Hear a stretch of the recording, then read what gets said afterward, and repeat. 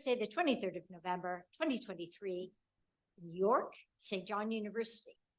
Professor Martin Millett, President and the Chair. The minutes of the ordinary meeting of Thursday, the 16th of November, 2023 were read and signed. The following communication was then laid before the Society. Boynton Hall, Simply Told, by Dr. Adrian Green, FSA. Thanks were returned for this communication. The President announced that the next meeting would be on Thursday, 30 November, 2023, then adjourned the meeting. Is it your pleasure that I sign these minutes as a true and complete record? Thank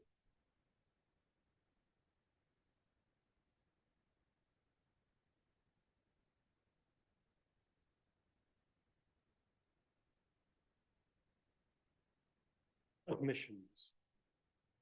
The following being in attendance, having signed the obligation required by the statutes, desires to be admitted a fellow: Christopher Edwards, Laura Ratcliffe Warren, and Tim Underhill.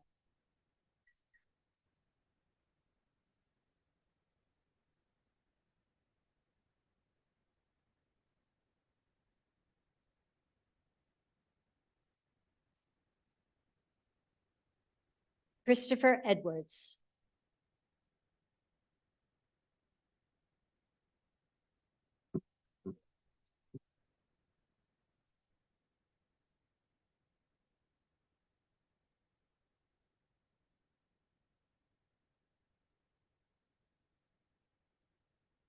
Laura Ratcliffe Warren.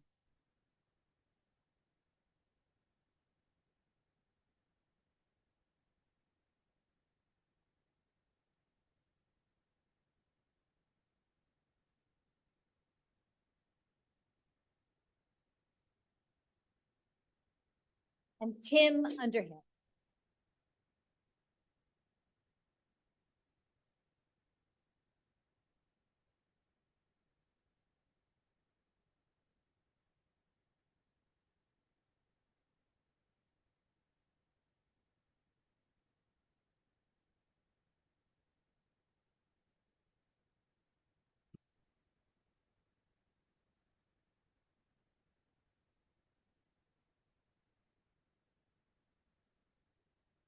We now come to the main business of this evening's meeting, which is to hear a paper, The Creation of Modern English Book, Page and Book, by Professor Richard Wendorf, Fellow. Richard Wendorf is an 18th century scholar, became a Fellow of this Society in 2006. He has been successively Professor of English and Art History at Northwestern University in Chicago, Director of Harvard's Houghton Library and Senior Lecturer on Fine Arts, Director and Librarian of Boston Athenaeum, which is one of America's oldest libraries and museums, Director of the American Museum of Gardens in Bath, where he now lives. His study of Sir Joshua Reynolds, published in the UK by the National Portrait Gallery, won the Biography Prize for the American Society for 18th Century Studies. He's excitingly now currently finishing both a critical study of the 4th Earl of Chesterfield and his first mystery novel. I've much looked forward to reading. I'm a great fan of mystery novels written by people who really know things, which is based in New York's art world and to be published later this year.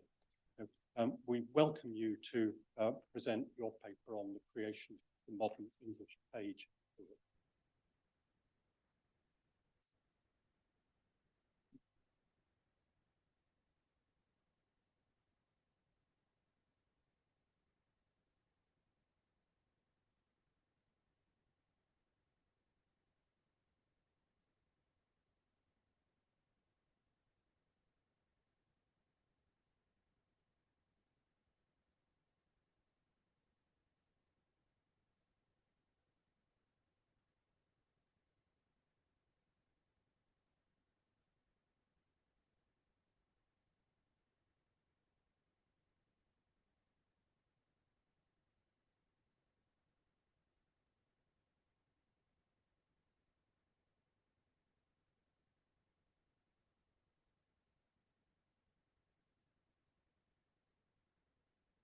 Well, thank you very much for that kind introduction, and good evening, everyone.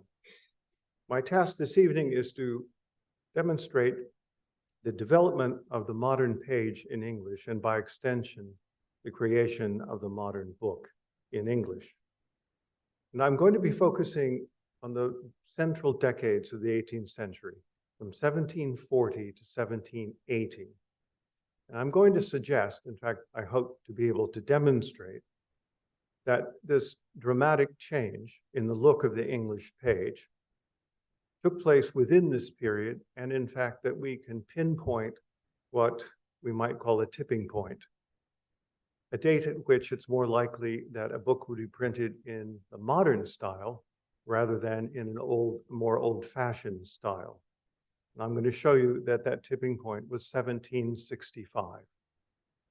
Now, these are broad claims, but in fact, I'm going to begin by looking very, very carefully at some very small things, some very small letters. So I'll be talking to you, especially in the beginning of this lecture, about capitalization and about the friction between uppercase and lowercase letters. So I'll ask that you look as carefully as you can at the slides as they go by. And I'm going to begin with this intriguing page from Guy Miège's English Grammar of 1688. And I'm going to use this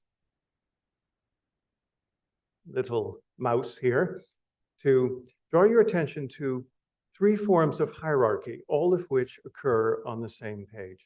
So we'll begin at the very top, because he talks about the three letter forms. He talks about Roman, Italic, and English. And at the very bottom of the page, he actually says there has been formerly a lesser sort of letter than Pearl, known by the, I'm sorry, wrong one.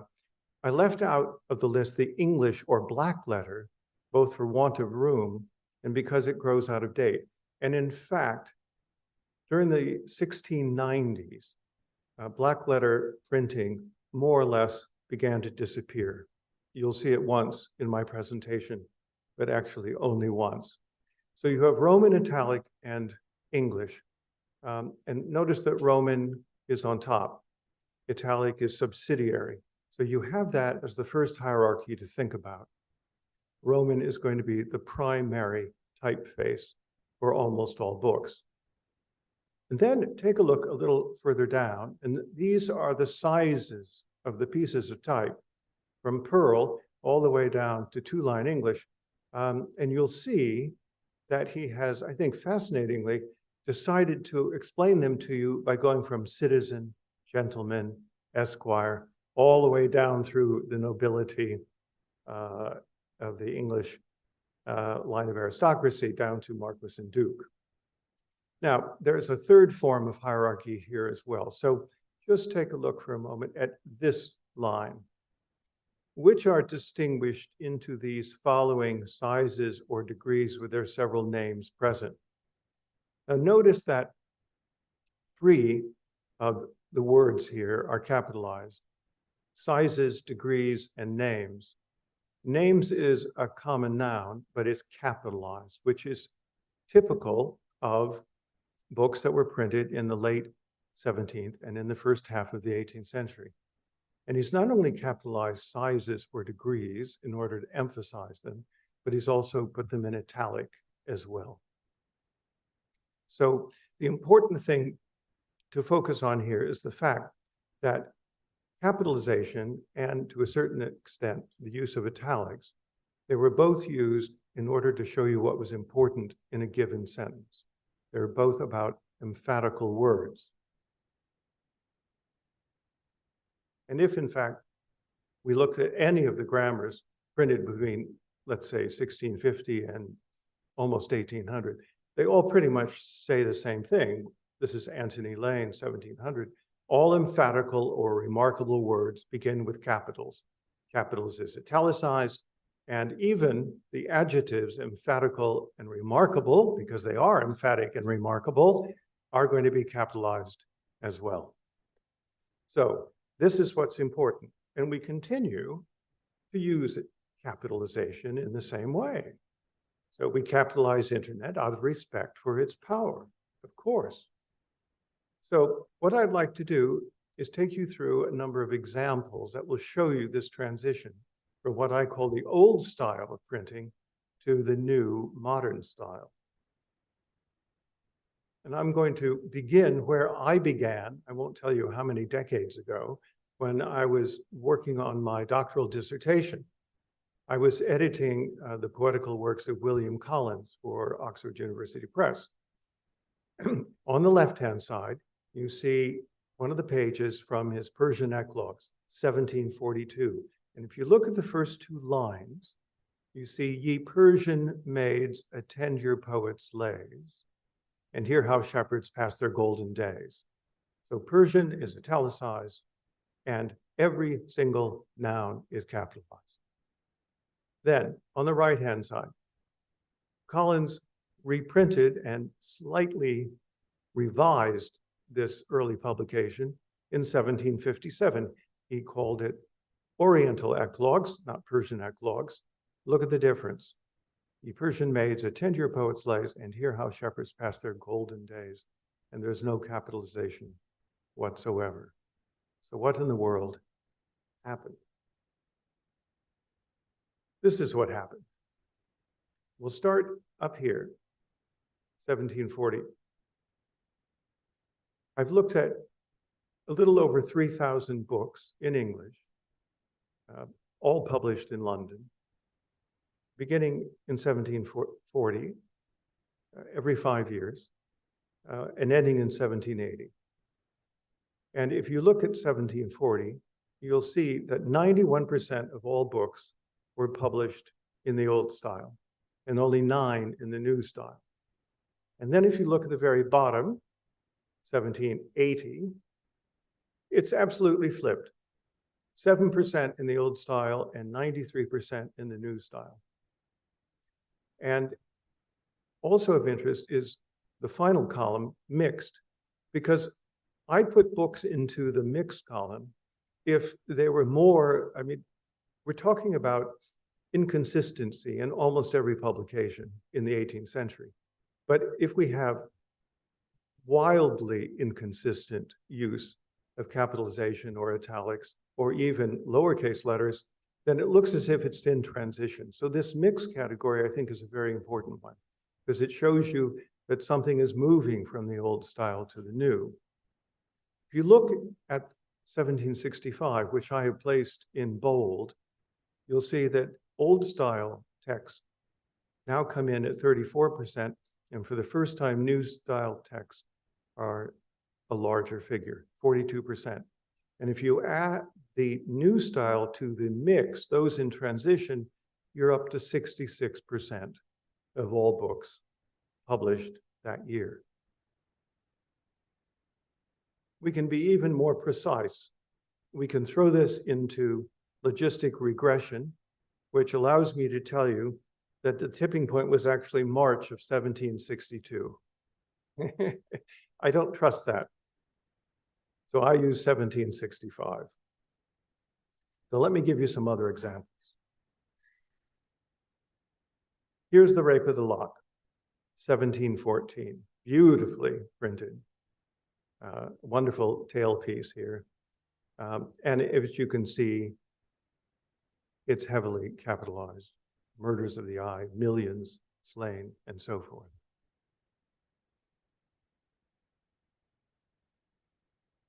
And let's just go from 1714 to 1725. So this is still Alexander Pope, and this is his famous edition of Shakespeare.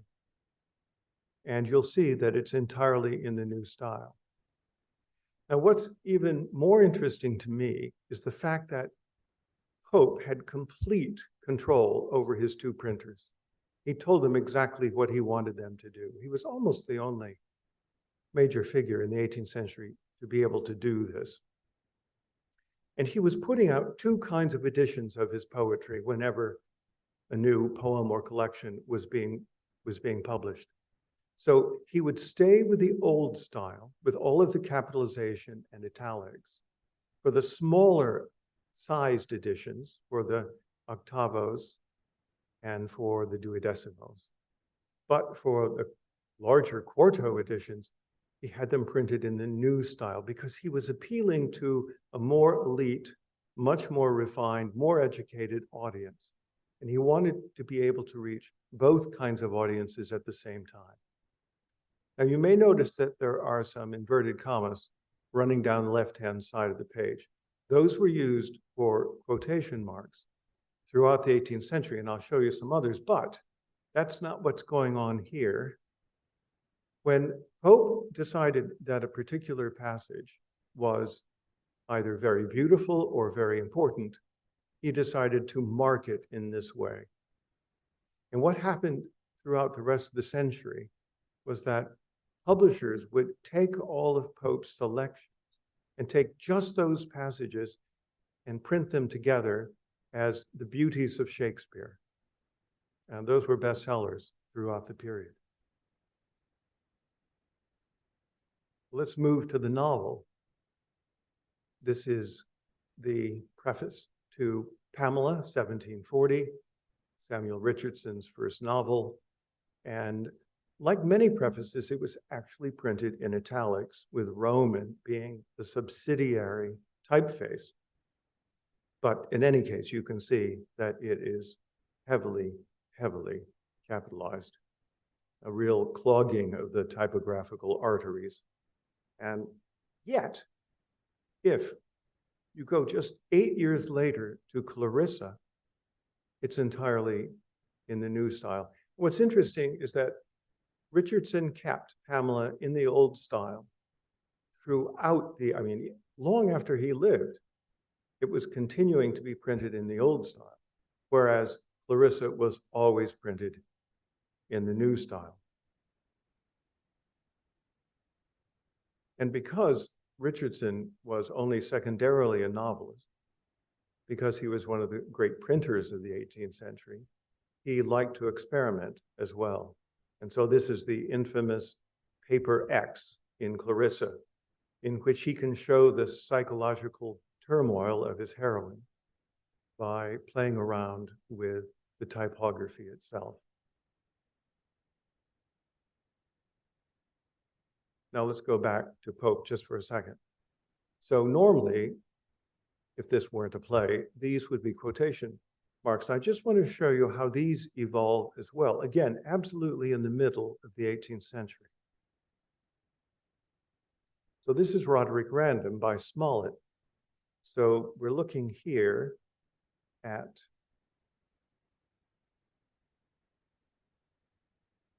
a book published in 1748. And if you look at the bottom of the left-hand side, you'll see that he's using our modern double quotation mark, but he's running it all the way down the side of the page. But if you go just 3 years later, and now we're looking at Peregrine Pickle, you'll see that he's kept the double quotation mark, but he's dropped it on the left-hand side, except when it's needed there, and he's put its partner inside the text itself.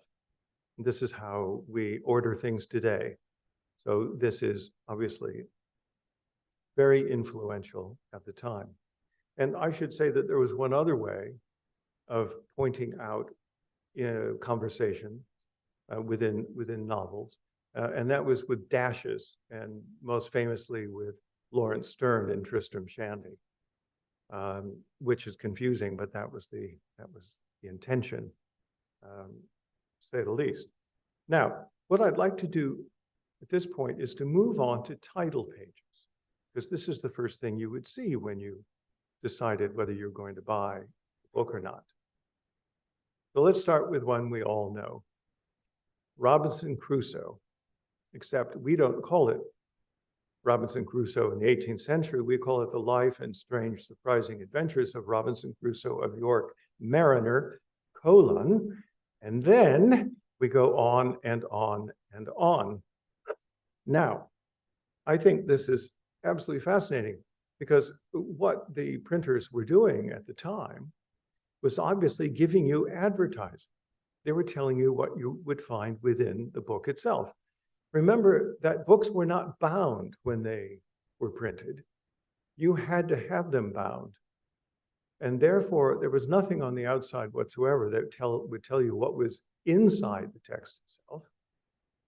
No advertising could be done. And so essentially, it could be handled, at least in the early 18th century, through these title pages.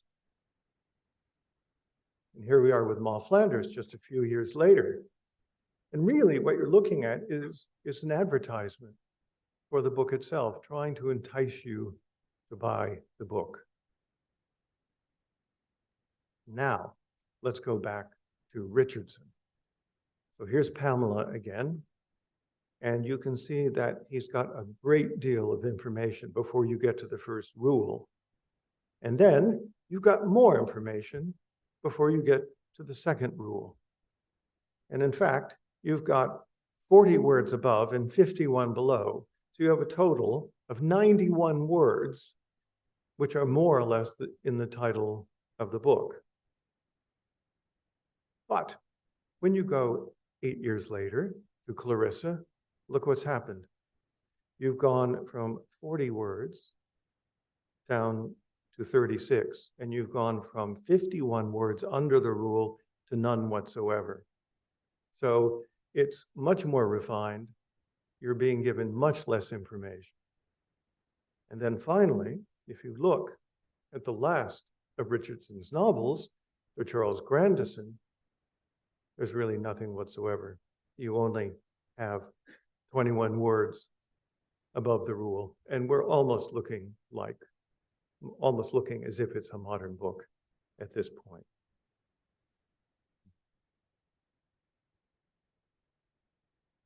Now, I like this comparison because these two books have the same title, Arithmetic Made Easy. On the left-hand side, you've got a book published in 1740, the beginning of my sampling area. And I think it's well enough printed and you can follow it, but in fact, you've got a great deal of italic and you've got a lot of capitalization. And I don't think it would make arithmetic easy for my children or grandchildren. But if you look on the right-hand side, you have 1780. And you can see how much more refined and simplified it has become. And of course, everything is absolutely in the new style.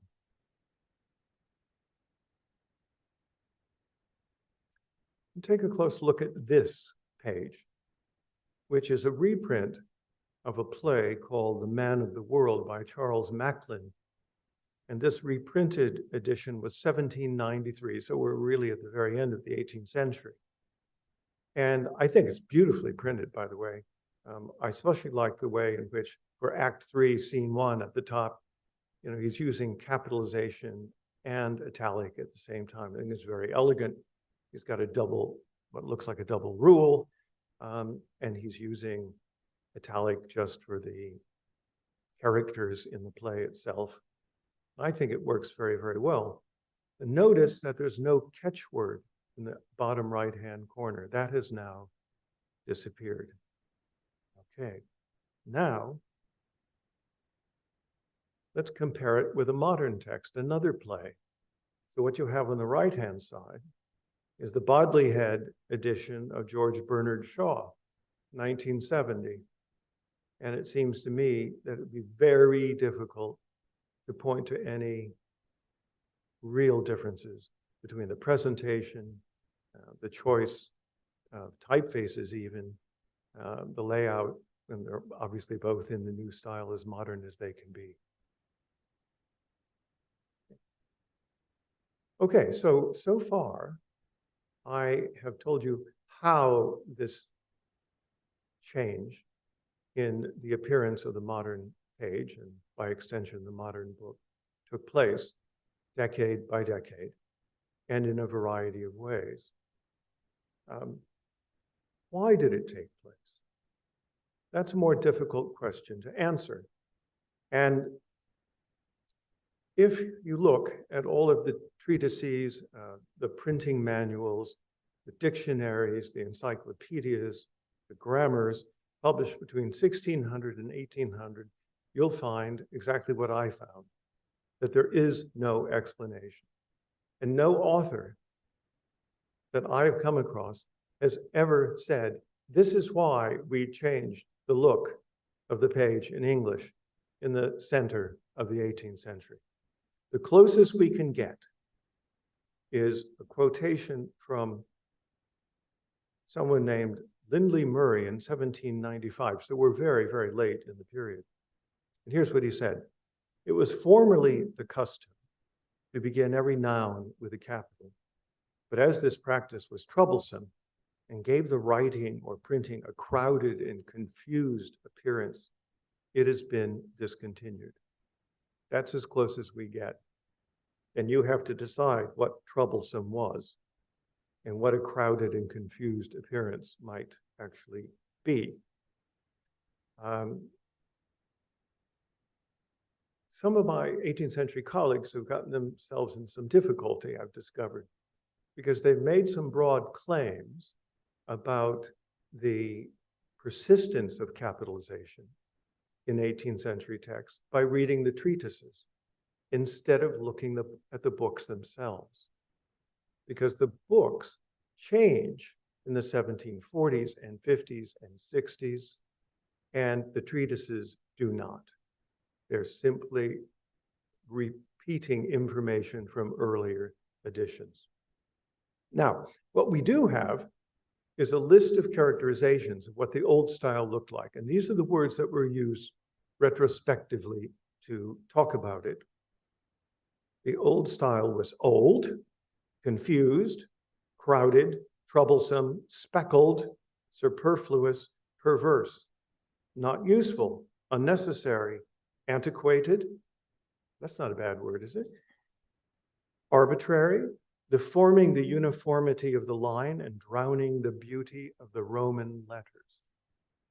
And the new style, on the other hand, was more regular, more uniform, more beautiful, neat, neater, better, nice, and perhaps most importantly, modern. Okay, so what were the major forces behind all of these changes? Well, I think that Alexander Pope's practice was probably the most important, not just in the publication of his own works, but in that really important edition of Shakespeare, because every edition of Shakespeare after Pope's was printed in the new style. Secondly, anthologies. Let's imagine you're putting together an anthology, a collection of poems or plays in the middle of the 18th century. Those fragments are going to come from all kinds of sources over perhaps 200 years, different printers and printings. What in the world are you going to do? You have to decide on a house style. You have to make them uniform. And beginning with Robert Dodsley's collection of Old English plays in 1744, they were all published in the new style, even though the texts he was working on were in the old style.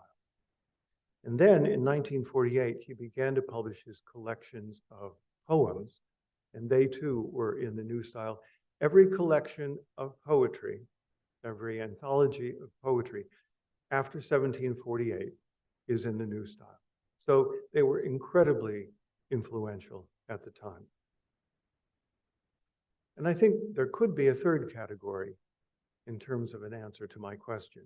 And you may be asking yourself, why am I not focusing on a certain kind of genre, a certain kind of printing in the 18th century? So let's do that. What do you think? Capitalize me or too much?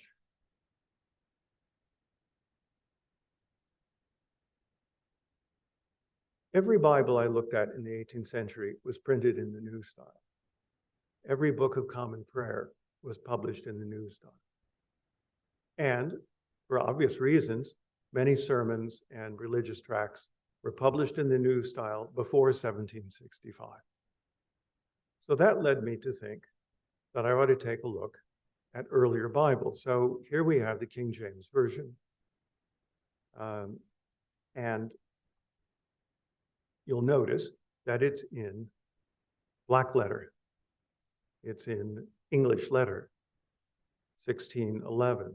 But in fact, the very next year it appeared in Roman.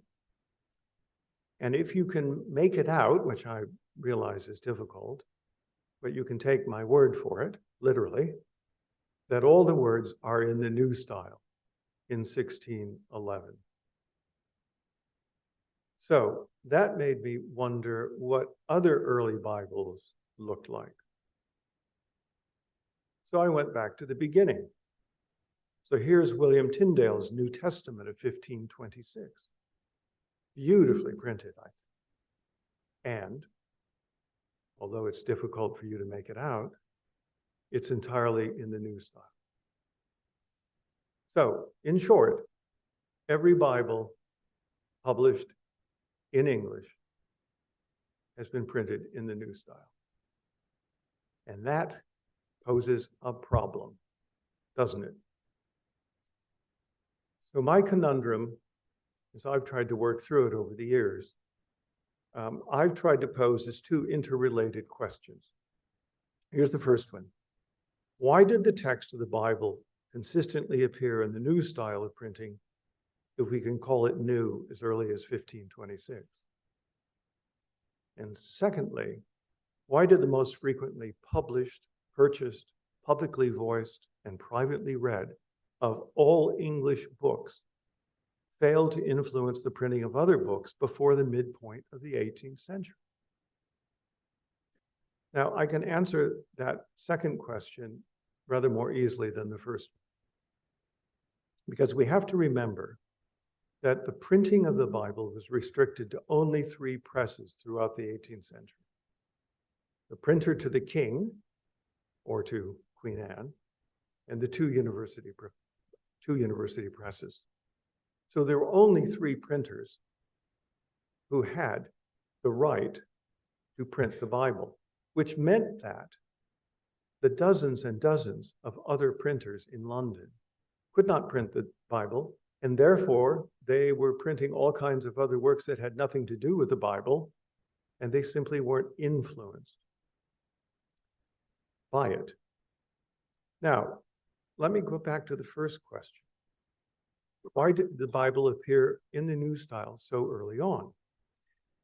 And a few years ago, I realized I was asking myself the wrong question. The right question to ask was, what did other early printed books look like? Not just Tyndale's New Testament in 1526, but what else was being printed at the time?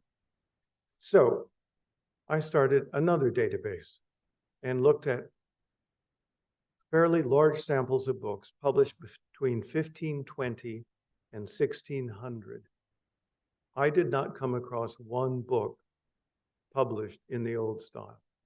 They were all in a modern format that we're familiar with today. And then I looked between 1600 and 1650, and I found almost none in the old style. But then in 1650, a heavy deluge of books printed in the old style begins to wash ashore here. And in 1660, more books are published in the old style than in the new style. That means that the old style actually held sway between 1660 and 1765. So then you would want to know, why in the world did the old style become adopted? Why was it so popular in the mid-17th century? And I can't tell you the answer to that. What I can tell you is that, because I've also looked at large selections of books published in Paris, in Rome, and in Madrid, that the printing in those 3 countries was all in the new style, or almost always in the new style. if you take, for instance, 1700 as a place to compare them. And I conferred with the leading expert on Dutch printing in the 17th century. He says they're in the new style. And I have not found any evidence that German printing in the 17th century was capitalized to the point where it would have some kind of effect on English printing. So I'm going to have to leave that to someone else to ponder. And I, instead, am going to take you safely back to the 18th century. The question I've been asked more frequently than any other is this: wasn't it just faster and therefore cheaper to use fewer capital letters when you're setting type? I mean, if you've got an uppercase here and a lowercase here, if you're taking more out of the lowercase and fewer out of the uppercase, isn't that going to make a difference? The answer is very marginally so, but not enough to make for this dramatic increase in lowercase letters in the 1740s, 50s, and 60s. So I've spoken to a number of master printers, and I apprenticed myself to a printer for most of a year in Boston every Saturday. And I can tell you from firsthand experience, it just doesn't make that much difference. And here's something else we have to remember, that when you're setting type, you have an uppercase and you have a lowercase, but you also have a case over here because you've got italics, you've got another case over here for symbols and other letter forms. It's possible to be choosing types out of as many as 6 different cases at the same time. So the difference between uppercase and lowercase is very small indeed. The second question I'm usually asked is, well, what about the influence of the French? And I think there was a strong French influence. And we have to remember that not only were many books in French imported to London in the 18th century, but many British printers were publishing books in French at the same time. And they knew what French books looked like when they were imported. And I think that had to have an influence as well.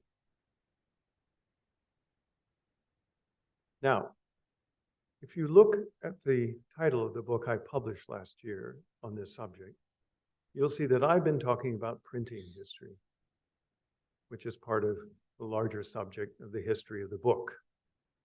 But the second half of my book is on cultural history.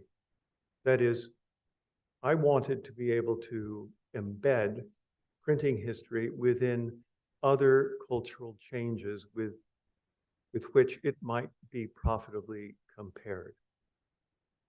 And I focused on a number of things in the book. I've looked carefully at the reading public and the changes within it in the 18th century. I've looked at the influence of printed text in the new style on authors and on normal people writing letters to each other.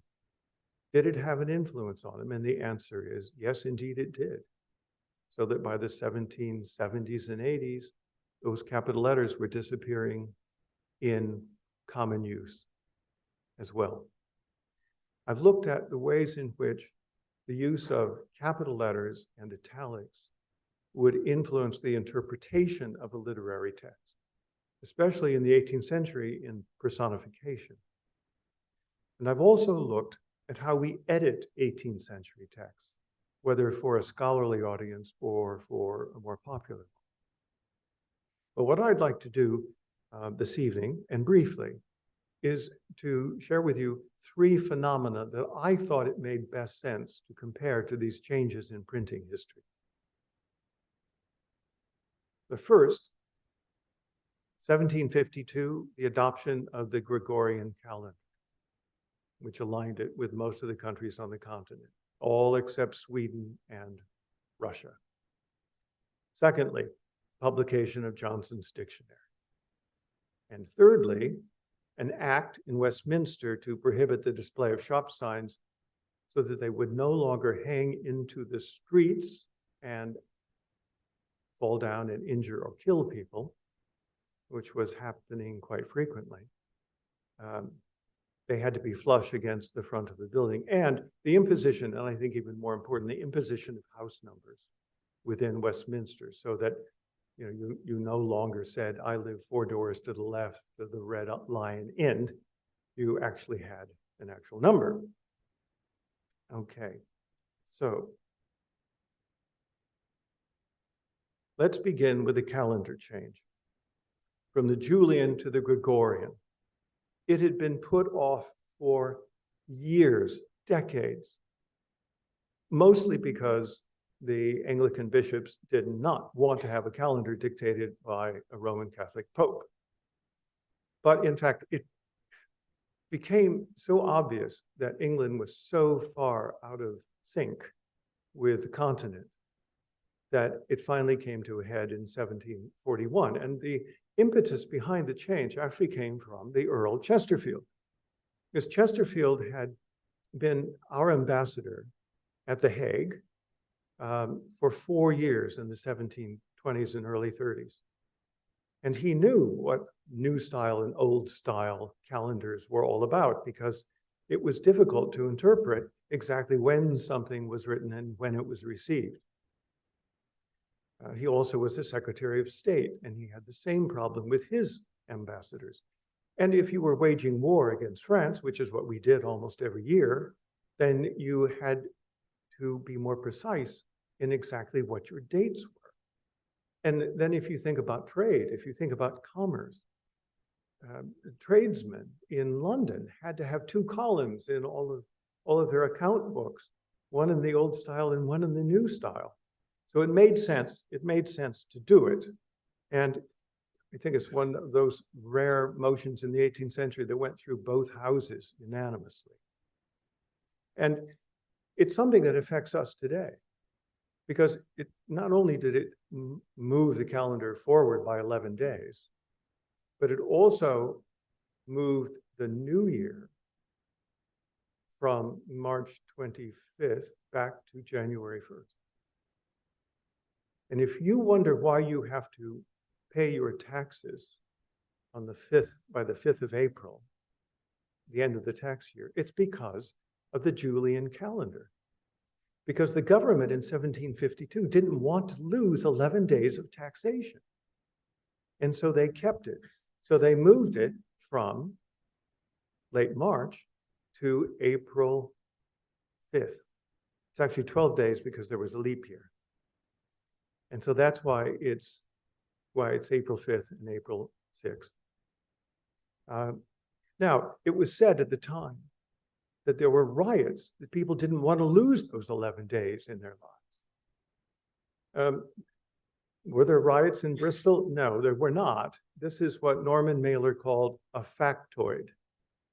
So when he coined the word, he meant it to be a piece of information that is misinformation, something that is wrong, that is not factual, but it is repeated so often that people accept it as a fact. Now, the irony of modern life is that we think of a factoid as a little fact, but in fact, that's not exactly what he meant.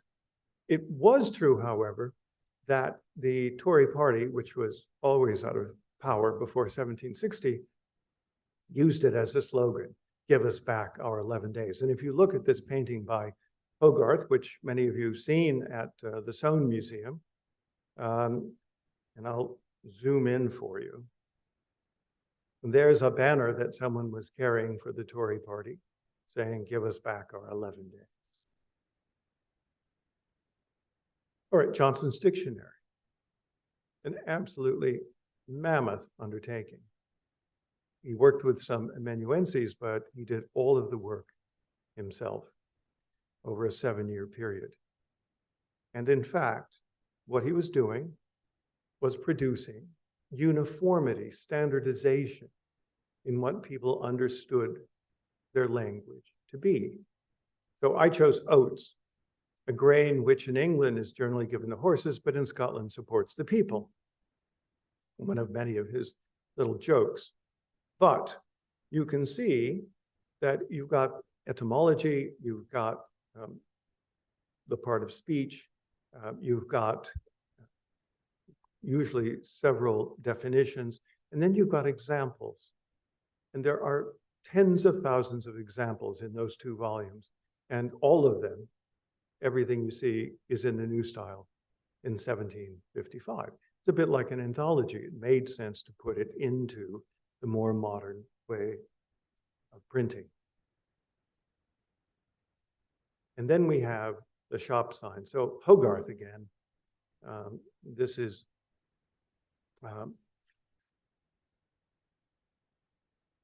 Pier Street. And you can see that here's the sign painter painting a sign. And there's a temporary sign on some scaffolding.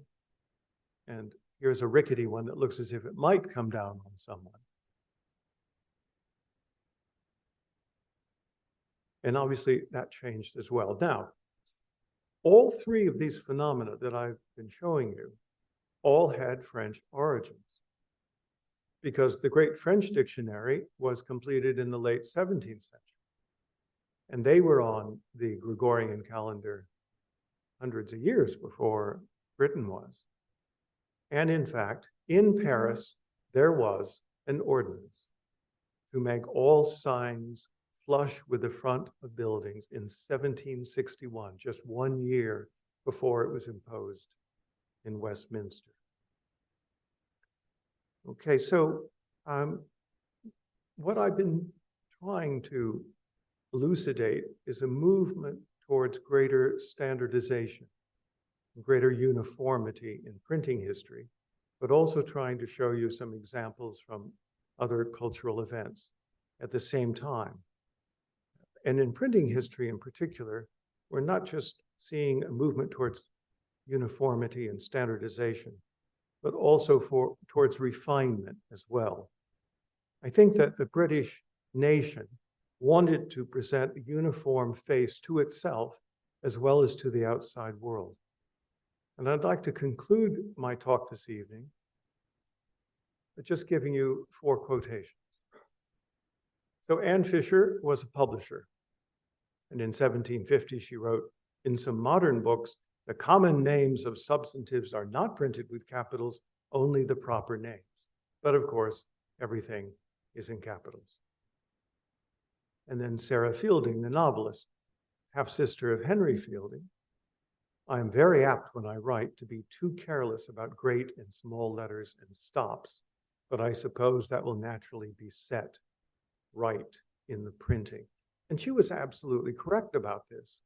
Authors depended on the corrector and to a certain extent, the publisher, the bookseller, to have a house style and to take care of spelling, punctuation, and obviously small letters and large letters as well. And then I came across the inscription on Bauhaus writing paper. "We only use small characters because it saves time. Moreover, why have 2 alphabets when 1 will do? Why write capitals if we cannot speak capitals?" But in fact, we do speak capitals all the time in a variety of ways. And finally, the inimitable Gertrude Stein. If you read older books, you will see that they do pretty well what they please with capitals and small letters. And I've always felt that one does do pretty well what one pleases with capitals and small letters. We still have capitals and small letters, and probably for some time, we will go on having them. But actually, the tendency is always toward diminishing capitals, and quite rightly, because the feeling that goes with them is less and less of a feeling. And so slowly and inevitably, just as with horses, capitals will have gone away. Horses, capitals? I don't think so. Thank you very much.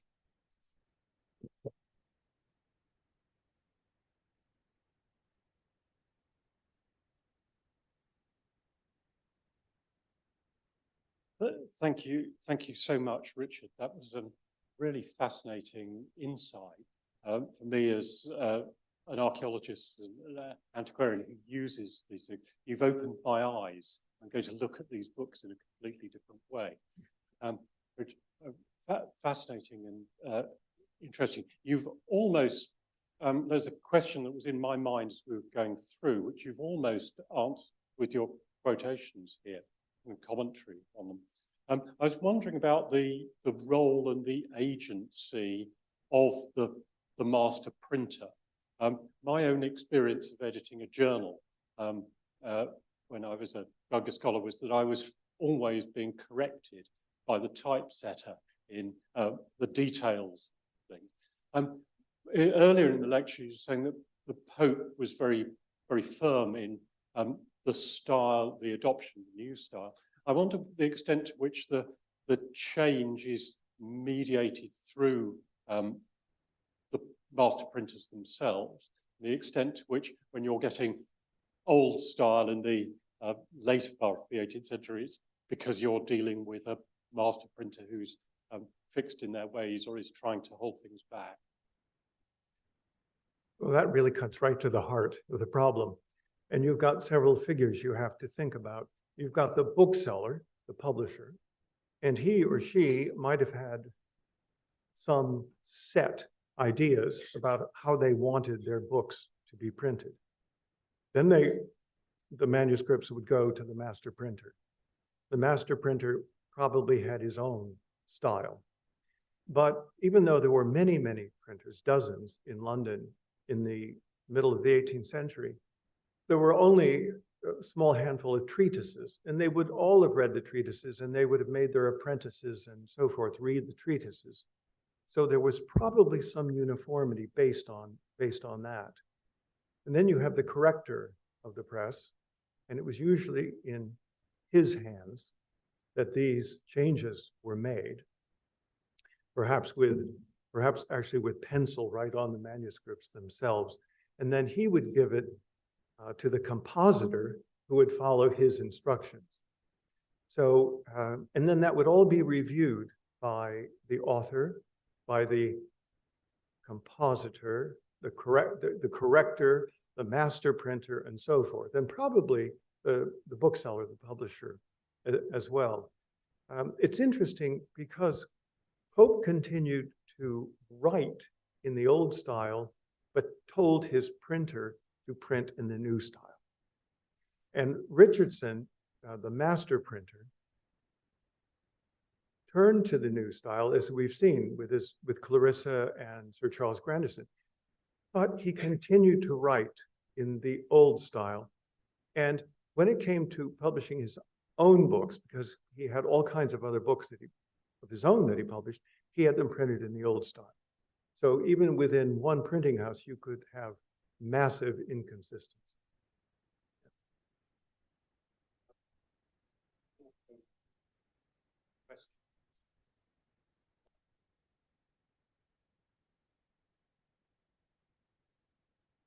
Okay. You've dealt with the printing. Is there any evidence in handwriting that one sees the capitalization that's changed over those periods of the same years, that parallel with printing? Not quite parallel, but almost in parallel. So I've looked at all of the letters by all of the major authors in the 18th century. I thought that would, well, because those are more likely to have been collected and published. So we have them as samples that we can use. So I began, the earliest was Richardson. And I looked at every major figure up to 1800. And what you see is that most of them did change their style of writing. It didn't happen overnight. And they may have had their works published in the new style, but they continued to write in the old style. But eventually they did change. And I would say that the lag time was anything from 5 to 10 years. And that's a long period of time. But it did happen. Then also at the Huntington Library, they have an enormous cache of papers having to do with the Earl of Huntingdon, not Dun. And this gave me a really wide selection, so that you have letters that come to the Earl and to his wife, the famous Selina Hastings, the great Methodist with her connection. You have letters from heads of state. You have letters from the king. You have letters from authors. You have letters from people who want to have a living. At one of the parish churches, you have all kinds of place seekers, and you just have cousins and siblings and so forth. And therefore, you have a much wider spectrum than with authors. And what I discovered is that almost all of them, by 1790 or so, were writing in the new style. And by the time you get to 1820, it is very much in the new style.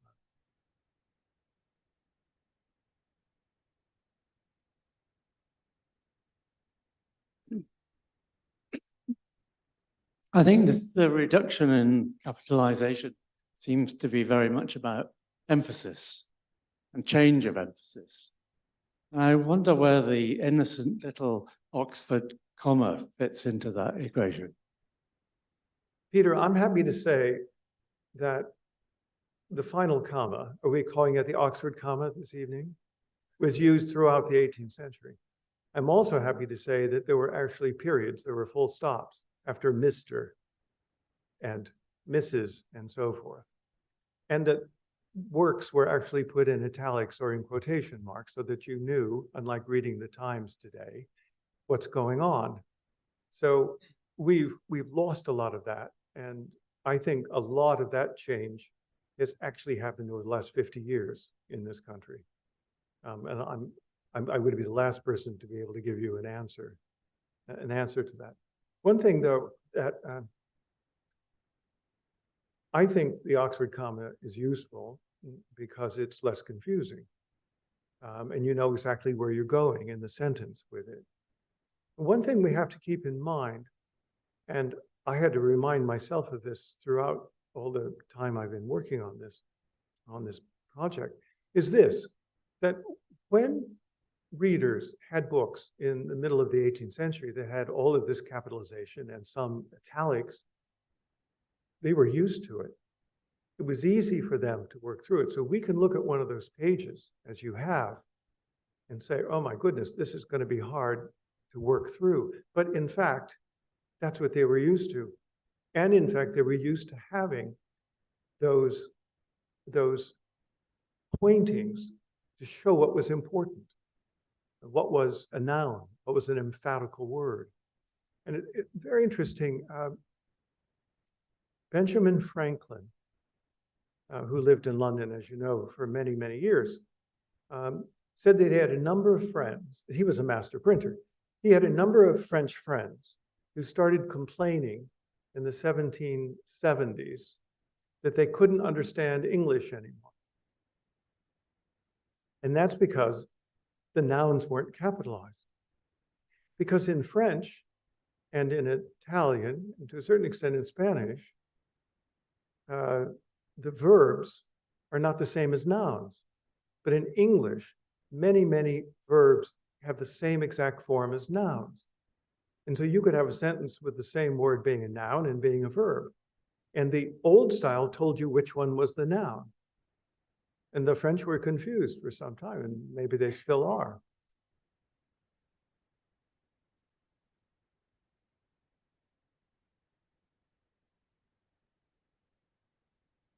Can I ask you about the Bibles before Tyndale, the Latin Bibles? Were they in New Style? And also the foreign documents, the Greek from which Tyndale translated the Bible, what style were they in?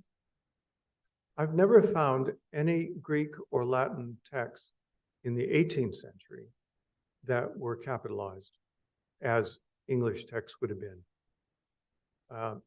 And in fact, there are some radical, in my book, I have a good example of some radical Greek printing, which is very interesting, with very little capitalization whatsoever. And I have also in the book a selection of Bibles printed beginning with Gutenberg and stretching up to the early 16th century. And they are for the most part in what I'm calling the New Style. But there are some German exceptions to that. But I can't tell you about Greek texts before the 18th century. Richard, this is following on from Martin's question. And I realize from some of your subsequent answers that it's not quite as directly relevant as I thought it might have been. However, in the early 18th century and the late 17th century, in England, many of the crafts were dominated by immigrant craftsmen, clockmaking, engraving, goldsmiths, Silver. and so forth, silver. And I'm wondering whether printing was similarly in the hands to a degree of immigrant craftsmen.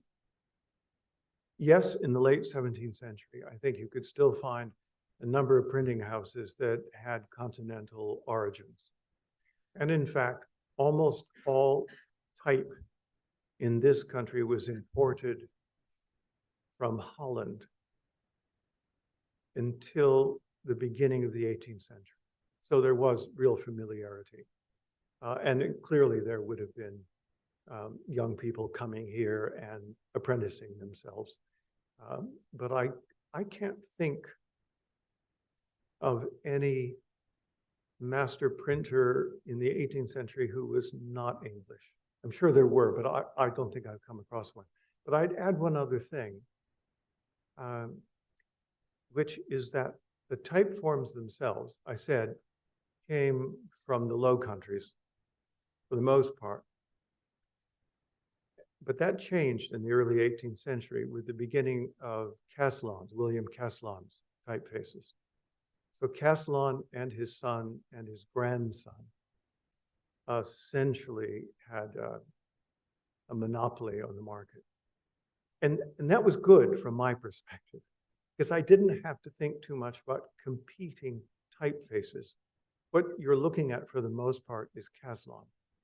Now, when you get in the second half of the century, you're going to have experiments in Edinburgh and Glasgow, and especially with John Baskerville in Birmingham.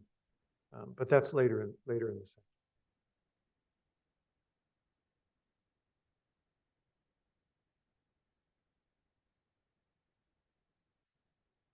Hello. I spent most of my career teaching Latin grammar, and I'm interested in flipping it the other way around, because up until the classical period and second century, there was no capitalization except for proper nouns.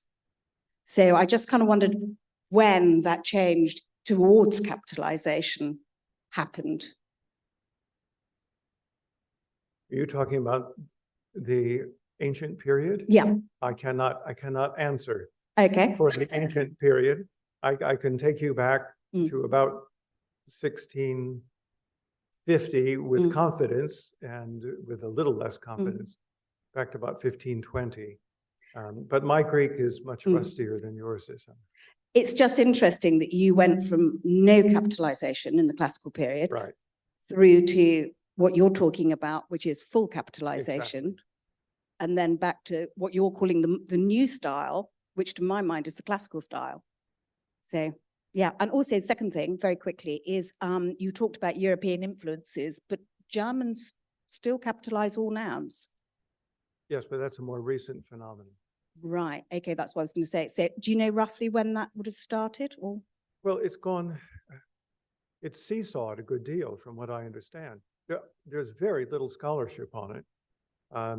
And at times it's been thought to be a good sign of nationalism in order to have both black letter and heavy capitalization, common nouns, and other times it's thought to be not politically correct. My understanding is that it probably started in the 19th century, but when, then, I cannot tell you.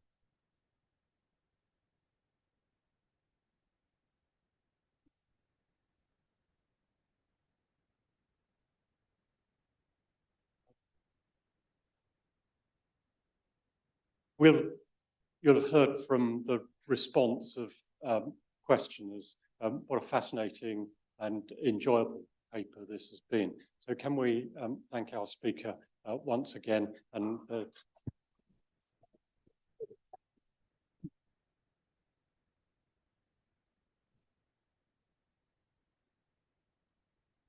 I give notice that the next meeting will be on Thursday, the 7th of December, when we will hear a paper, Rome from the Principate to Late Antiquity, Lessons from the Eastern Caelian, by Ian Haynes Fellow and the Rome Transformed Project.